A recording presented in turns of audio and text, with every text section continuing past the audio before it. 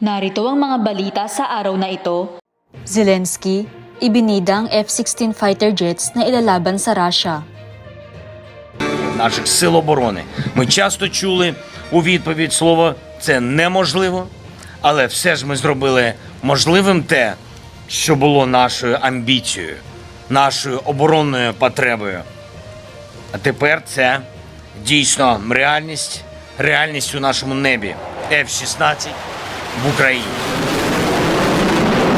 Ibinida nitong linggo ni Pangulong Volodymyr Zelensky ang mga bagong dating na F-16 fighter jets ng Ukraine at inihayag na magpapalakas sa mga eroplano sa pagsisikap ng bansa sa digmaan laban sa Russia.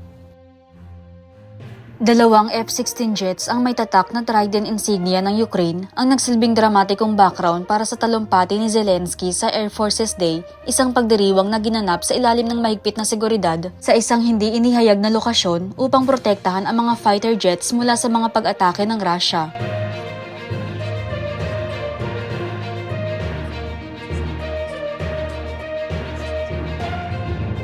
Maaaring ilagay ng Ukraine ang ilang F-16 fighter jets sa mga foreign base upang protektahan ang mga ito mula sa mga pag-atake ng Russia, ayon sa isang mataas na opisyal ng militar ng Ukraine. Поки що та кількість, яка є в Україні, поки що та кількість пілотів, які вже навчені, цього ще недостатньо. Позитив є в тому, що ми очікуємо додаткових F-16. Позитив є в тому, що наші хлопці багато хлопців зараз навчаються. At narito naman ang mga balita sa ating bansa. Posibleng suspensyon ng PUVMP, pinalagan ng ilang transport groups. Siya ang laging chairman ng public utility, hindi si Senator Crespo. Si Senator Crespo, ilang taon ng chairman, walang nangyayari. Pero si Jesus Cordero, suspended tayo agad. Ang galing niya.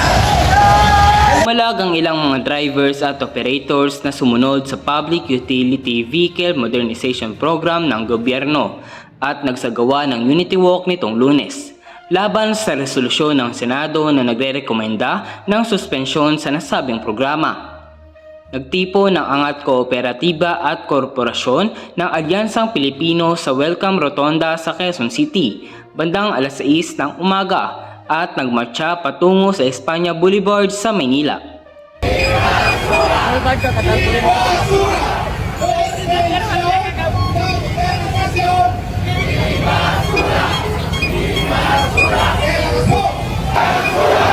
Ibasura! Suspensyon sa modernisasyon!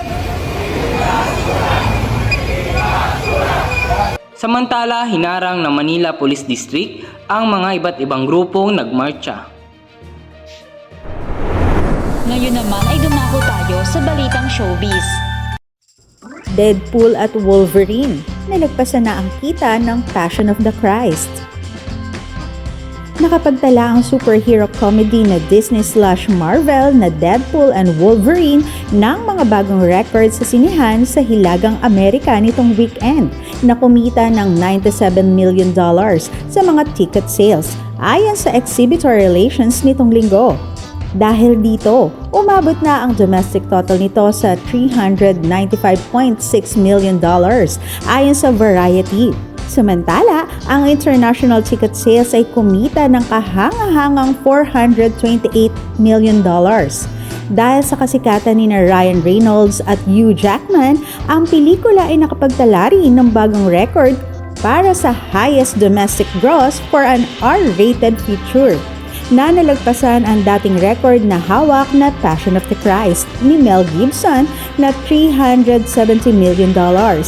Sa Pilipinas, matatandaang inilabas ang Deadpool and Wolverine sa mga sinihan noong Hulyo 24 at maaari pa rin itong mapanood sa mga sinihan nationwide. Ako si Jenny Rose Albason, nag-uulat.